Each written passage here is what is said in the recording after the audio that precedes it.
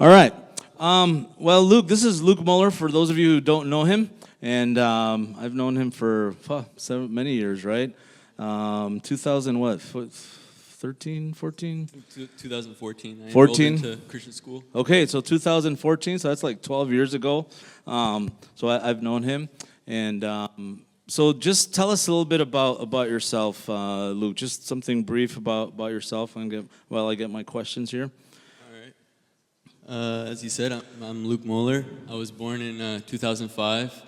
Out of my 8 siblings, 5 sisters, and 3 brothers, I was the only one to be born at home. Okay, and we have pictures of Luke when he was a little boy, I think. Right? Yeah, look at that. You can see him on the back TV if you want to. Yeah, how old were you there, Luke? I'm gonna need help from my mom. I have no idea. Amy, do you remember? No, he was small. There we go. Okay, Yeah. then we have 2 more pictures. Oh, look at that. He's a rock star right away. Luke, you were cute, man. Yeah. What happened? No, I'm just kidding. Me too. I was cute when I was a little boy, and then something happened on the way. Oh, look at that! Look at that! Isn't that's cool? And then we do have a picture with him and all his siblings. You said how many siblings? Look at that. 8 siblings. Yeah. 8 siblings. I think that was one of the last family pictures we had where everybody was there. Oh, really? Yeah, Okay. It's been a while. How old were you there, Luke? Can you do a guess? I don't know. Maybe Well, 12 or 11. 12 or 11. Okay, I think that's probably how the age were you when we met you. Yeah. Maybe. Right Yeah. around there, Yep. Yep. Okay. So 8 total, right? 8 siblings. Yep. All right. How was that growing up? Was it kind of It was chaotic? chaotic with the full house. But it was fun, right? Oh, yeah. Yeah. No, honestly, siblings are a blessing. Yeah, they are a blessing, right? Right, guys? Siblings are a blessing, right? Yes, they are. Okay, most of the time. No, it's good. Luke, tell us a little bit about like when you first got here to Mountain Lake. You said that you got enrolled into the Christian school. Tell us a little bit about those years. Well, so I was homeschooled up to 4th grade, and so when I got enrolled into the Christian school, it was my first school setup experience, and I was excited. I was getting tired of being home all the time, and so finally getting to go to a school was great. Me and my brothers were just talking about how we took advantage of being blessed to go to a Christian school where they teach the truth, because back then our faith was still very small. But now looking back, I was very blessed to go to that school. I feel like it set me on the right path, even though I took like a detour. It still was a blessing to go there. Yeah, for sure. and we're going to talk about that detour. But and by the way, so Luke's family's here, his mom, and then some pair of grandparents, and Ben and David, a couple of his siblings. So it's cool to have you there. Okay, so tell us a little bit about some of the problems that you started facing in that time. Yeah, so right around the time I got enrolled into the Christian school, me and my siblings could sense that there was some tension between my parents. And me and my older sister, we always talked about how our worst nightmare was that they would get a divorce. And eventually, the tension grew to a point where we could sense that it was going towards a divorce. And not too short after that, my mom sat me down to say that they were getting a divorce. And How old were you when that happened, Luke? 12. Yeah. 12, okay. And so tell us, how did that affect you? How did that divorce, affect you in your life? Well, in the moment, I could see that all my other siblings, they reacted in the moment, whether they cried or asked questions. For me, though, I went numb, and I didn't know how to express how I felt, and just went dark and refused to share how I truly felt about it. Tried to put a strong front on, made it seem like it didn't affect me at all, when the truth was it affected me a lot. Because, it was one of my worst nightmares come true. I never thought that it would happen until it did. Okay, and so when in that moment or when that happened, a divorce, what how did that shape the choices that you made after that and in that time? Like, what kind of things happened? Yeah, so not knowing how to express how I felt, it was some big feelings for a 12-year-old. I started acting out, got in trouble in school, stopped focusing on my schoolwork, and started attention seeking, whether it was good or bad attention. And yeah. Yeah, and if you can ask Mrs. Stace here that she had you had Luke as a student, and you can probably tell us a lot of stories of Luke in that time. So, and Mrs. and my wife too, because she was Luke's teacher too.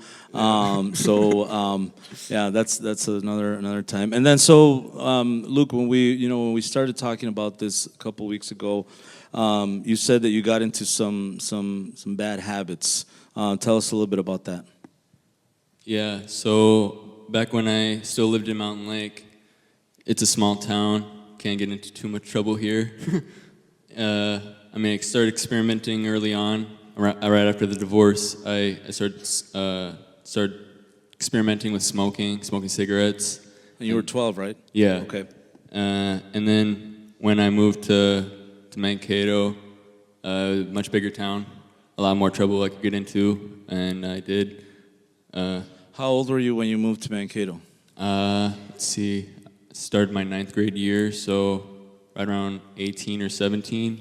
Okay, and then I remember you mentioning that you didn't really know that you were going to Mankato, but you kind of tell us a little bit of that, because you went somewhere and then you came back. Yep. So after my parents got split up, I was sent to get treatment and therapy. And while I was away, my mom made the move to Mankato, got in an apartment, and and then I was enrolled into Mankato East High School. Okay, and tell us a little bit about what happened there when you got to Mankato East. So besides the Christian school, I didn't really have too much more experience in a public school setting. So it was a pretty big shock compared to a private Christian school compared to a public school. Big difference. And there was a lot of stuff I had to get used to. I ended up doing good my 9th grade year and didn't have too many issues, but it was over that summer, though, of my 9th grade year that I found myself mixing with a pretty bad crowd. Started doing more than just smoking cigarettes, started finding drugs and other substances to cope and fit in with, and partying, and just, overall bad crowd. And that you were in 10th grade? Yep, or leading up to it, the summer of. Summer of 10th grade. And what were, when you said you were trying to fit in or you got mixed with the wrong crowd, what were you trying to find in those groups or with those friends? Well, in the moment, I didn't really know what I was seeking, but now looking back, I can definitely tell you I was seeking attention, love, and just an overall care, which I felt like I was lacking. So I was seeking it out in a group setting. Okay, and then, so what kind of things did those friends or did that group get you into?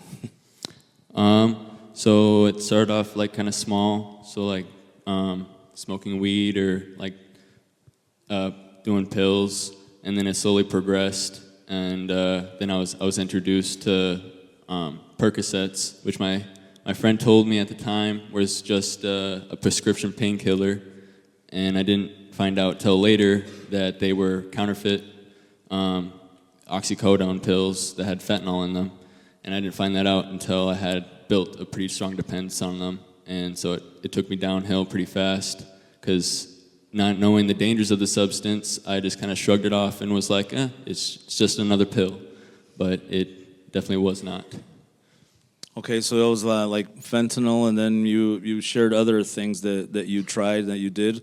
Tell us about that. Yeah, so after I finally I got clean off of the painkillers, I got out of rehab, and my girlfriend at the time, she was also an addict. I chose to risk my sobriety to stay with her, and I ended up regretting it big time, because not too long after, she introduced me to methamphetamine, which that really took me downhill fast. I stayed on it for over a year, and it just consumed me. I was staying up for days on end, not taking care of myself. Eventually started selling it, and yeah, it destroyed me. It destroyed my mental health completely. I went to a really dark place, and yeah, it didn't lead anywhere good. So your relationship, you said it, to try and keep that relationship with your girlfriend, you tried things that you didn't really want to. And how did that relationship end with that girl? We ended up breaking up. The meth definitely played a big part in that. It destroyed both of our, the way we looked at each other and the way, our whole relationship was pretty toxic to begin with. I didn't realize in the moment, but it mostly just revolved around like drugs and sex, and that's not a firm foundation to have a relationship on. And so our relationship was already fragile to begin with, and so that the meth kind of just pushed us over the edge. We ended up breaking up, which really hit me hard because I put my everything into her. Like, she was like the first girl that I let myself truly fall in love with, and so when it finally ended, it hit me really hard because I put a lot more of myself into her than I should have, and so it hurt a lot in the end. Yeah. Tell us about the story or the experience with your friend. Yeah, so leading up to me getting clean off of the fentanyl, I detoxed myself at home, and it made me really sick, but I was determined to stay clean. So I stayed clean for 2 weeks until one day at school, my buddy, he came up to me and said that he had some on him. And so we went into the bathroom and I relapsed with him. And what we didn't know at the time was that these pills had carfentanil in them, which is 10 times more stronger than regular fentanyl. And I only took like one hit and I got really sick. And my friend, he went to work later that day and overdosed at work. He was rushed to Rochester and he went under for 3 minutes, and they were able to bring him back. And sadly, like a week later after he came back, he was back on them. But for me, it was a really big eye-opener to the dangers of the substance, because I'm like, this is like life and death. Each time that I would go to get high, I was literally risking my life for just the numbness that it gave me, which really showed me that it wasn't worth it in the end to risk my life. Yeah, tell us about the incident where you got. Yeah, so when I was selling drugs there for a little bit, the guy that I was selling drugs for, he was a bipolar meth head, and he was completely off the rails, like not mentally okay. And there was this one night where I was getting high in my friend's garage, and he came barging in, yelling at me about this rumor that I narked him out to the cops. And he wouldn't let me defend myself and was telling me, like, oh no, you're narc, da-da-da. Came at me and walked up on me with brass knuckles. He covered them with a glove. And I was up like 3 days, no sleep at this point. And so I didn't really even know what was going on around me. And so he walked up on me being completely out of it, and just started wailing on me. Hit me over and over again till I couldn't see out of my one eye. And I barely remember getting home that night. But my new stepdad, he was the only one that saw me right after I got home. And he was like, you want to talk about it? And I was like, no, I don't. And we have a picture of how Luke ended up after he got. That was it, right, Luke? Yeah. That's a picture. That's how he ended up after that. So, Luke, how many up to this point? How many years had you been like on, like fentanyl or meth, and even that carfentanil? How many years did that entail? It spanned pretty much through all of my high school years. So yeah, I started the summer of my 9th grade year in high school, and it led me all the way up to my senior year. And while I was battling my addiction with meth, I was in my senior year and ended up dropping out. Yeah. So how are you alive? Honestly, like, It's one of those things, like, if I really think about it, like, I really shouldn't be. Like, the fact that I'm alive, that alone is a miracle. I have faced so many near-death experiences that I should not be here with you guys today. And so it's something that I'm eternally grateful for, that I'm still here. Yeah, and we are too, man. So what, you went through all of that. When was the turning point? When was that moment that you were like, okay, something's got to change? Or, tell us about that turning point. Yeah, so the night that I got the crap handed to me, that really made me take a step back, and I stopped selling. Really started to open my eyes to, like, what was I doing with my life? And so I got sober a final time, and got a full-time job as a professional mover. And this is when I really started to, like, take notice to me, like, growing from my past finally, and getting off of the streets and stop fooling around, partying and all that.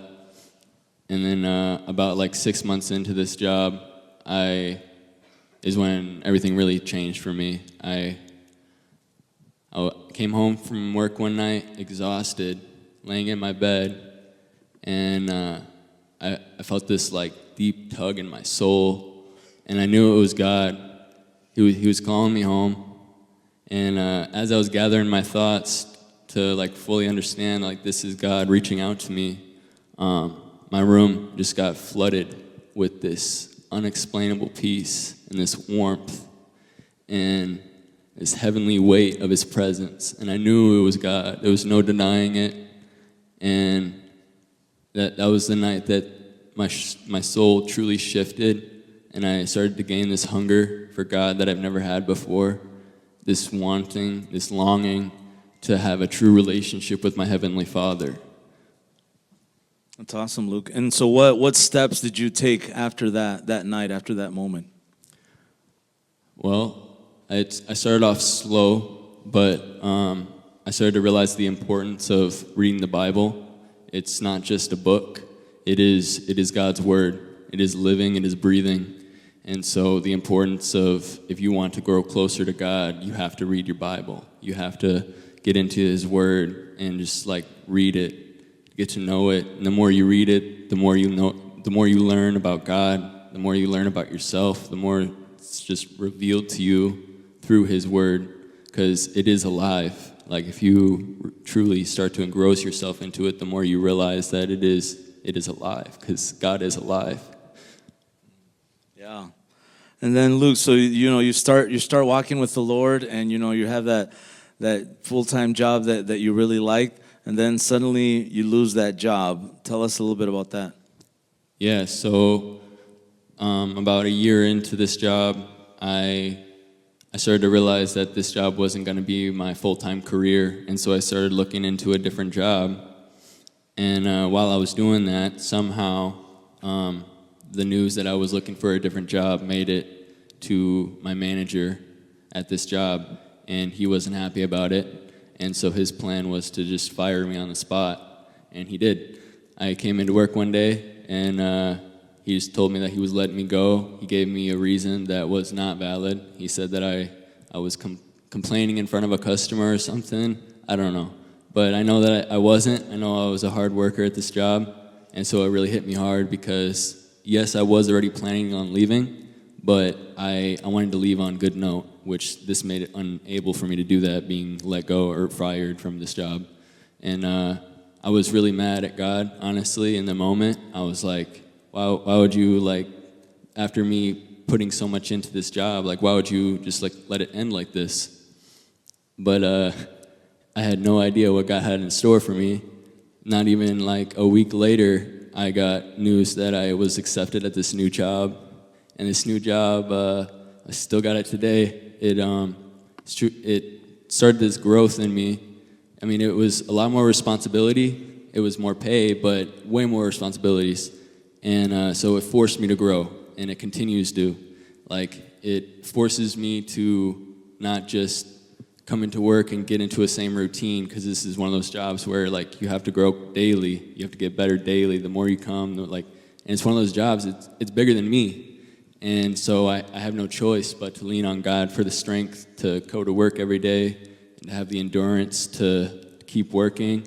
And this job is like turned into such a huge blessing for me. And it was the first job I got that made it where I was financially stable enough to move out. And to see if I did try to do it my own way and stay at my old job, I wouldn't be where I am now. I wouldn't be financially stable enough to be living on my own. I would still be living with my mom. Like, it's just so crazy that you have no idea what God has in store for you until you give up your will and let Him take over. Yeah, so God opened a door, for you, and it was a better one. And because sometimes we're like, well, God, I started to follow you, I started to be a good person or whatever, and obey you, and then this. But God has something, had something more. I was gonna say more better, but that's wrong. Something's better for you, and I'm sure that you mentioned that through that you learn to trust Him more. And it's cool how you say, I just let God do it His way and not my own. Tell us a little bit about the men's encounter that you went to. Oh yeah, no. Early on into my walk, I still felt like I had like a baby faith, or like my internal flame for God was still like somewhat small, and God's timing is perfect, 100%. He's proven that to me so many times. So when I started this new job as a machine operator, a couple months into it, I was invited to this 3-day ministry group in Missouri from my brother-in-law. And so I flew to Michigan to go visit my older sister and my brother-in-law and spend time with them. And then we drove down to Missouri for this 3-day event. And before we even got to camp, I felt God's presence just surrounding me. The same feeling that I got in my room that night, I felt it like on blast before we even got to the camp. And when we did get to the camp, it flooded me. The community that was there, just everything. And so in those 3 days, God truly went to work on my heart and started to teach me what it truly means to be a man of God and what it means to commit your life to following Christ. That's awesome, Luke. And obviously, you're, especially Ben and David, kind of saw a little bit more firsthand of all the things that you went through, right, when you were in your lowest point, your darkest point. And I know it affected them by, talking with them and too. But now you've changed, and how has your life now impacted them? Yeah, no, that it's one of those things, man, such a blessing, because when I was mid-rebellion, I was watching my little brothers, and they were taking baby steps in the same direction that I was going. And if I didn't wake up to God's calling me, they would probably be down the same path that I had to go down. And instead, God woke me up and got my attention, and it grabbed their attention too. God made it able for me to point them in the right direction. And that has been such a blessing, because I know that they need someone to look to follow. And the fact that I was able to help them with their spiritual awakening, their awakening to who God is and His plan, that's such a blessing. Yeah, and they've shared that with us. They've seen how God has just transformed you, and that has impacted them powerfully. And I like these two pictures that we have of Luke and his two brothers. So that's Luke, and then Ben and David, and then the next one they show they have these cool hoodies. But then Yahweh also sweatshirts. Yeah, Yahweh. Every breath speaks His name. That's cool. Every breath speaks His name. That's awesome. And then tell us too, even with the relationship with your older siblings and your nieces and nephews, how did that also change? Yeah. After I came back to God, I gained this new this craving for family and the importance of family. And being able to be a part of my siblings and their kids' lives, my nieces and nephews. I have so many of them now. I mean, no surprise, I come from a really big family. But like, yeah, no, pretty much as soon as I got into a relationship, started popping out the kids. And but honestly, another blessing. Honestly, I love my nieces and nephews. We have a picture, we have a picture with Luke and his nieces. Look at that. Then those are not all, are they? No, that's not even all. No, that's not even. Look at that. But that's cool. I mean, look at the smiles and just all of that. Just different. Luke, at some point in your testimony, when we shared, as you said, my life is no longer mine, but Christ who lives in me. Obviously, that's based off Galatians 2:20. How does that verse now look in your everyday life? Yeah, so just truly means surrendering your entire life, which I've been working towards, striving to surrender every single area of my life and go into each day not just thinking, what can I do or what do I want to do? No, it's asking, what does God want me to do in this day? What does God want me to do with the resources that He's granted me? And just stop looking at yourself and start looking to Jesus and look at what He did, His perfect life, and to strive to live more like Christ every day and grow in His Word and get closer to Him every day. That's awesome. So that's that's kind of plays into the next question. One of the last questions I have, like, what else would you say to these students, not only about their living, but maybe there's someone here that they think that they've gone too far from God, that they're too far away and that God cannot save them or help them. What would you tell them? I would tell you that if anything I've learned in the last year is no one is too far gone for Jesus to save you. I was the farthest from God I've ever been, too far to the point where I thought that I was never going to be saved. But every single thing that I went through, God has used to build me up and push me through every attack that was sent my way. God used for my good, and I encourage anyone who is seeking God to keep close to Him, live in His peaceful presence, read His Word, because He will guide and protect you no matter what. And when you fall, do not run away. Like that's what the enemy wants. He wants you to run away in shame and guilty. No, God literally just wants you to be childlike and come back to His feet and just sit in His presence, even when you mess up, especially when you mess up. Just come back to Him every time. Don't run. I mean, like, God knew every single mistake you were going to make when He called you, and He's still calling you through your mistakes. That's awesome, Luke. And you kind of touched on the last question I was going to ask, so I'm just going to say it, but what do you do when life gets hard? Because obviously for all of us, life gets hard. There are challenges, there are issues, there's temptations, there's things that come to our life. And obviously we know that you're not perfect, we're not perfect, but what kind of things do you do when those difficult moments come? Yeah, I would say just making God's presence, just taking time to know who God is and be still and know who I am. I'm misquoting this verse, but no, just fall in love with being in His presence, because it's in His presence where you get to know. It's in His presence that you get to know Him and get to know who you truly are, your purpose that He has for you. That's what, in His presence, that's where you learn that. And so just take time out of your day just to sit in His presence, just read His Word, meditate, just be still and know that He is God. Yeah. Thank you, Luke. Yeah. Thank you. Any last things that you want to share before we play a video that we have here?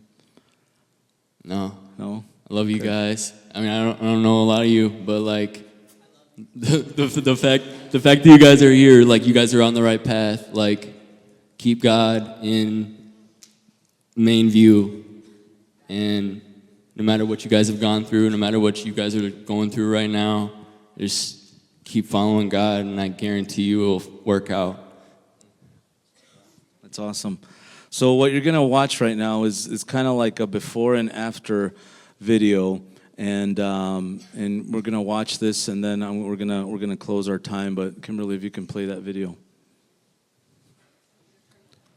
Sure, yeah, you can hit number 2 if you want. Yeah, that's fine. See, I didn't find God in a church. In fact, I didn't find God at all. He found me. He met me in a place where I was so broken I couldn't get up. And when you're loved like that, it will shock you. You think you've experienced love until you experience His love. Spirit, lead me where my trust is without borders. Let me walk upon the waters wherever you would call me. Take me deeper than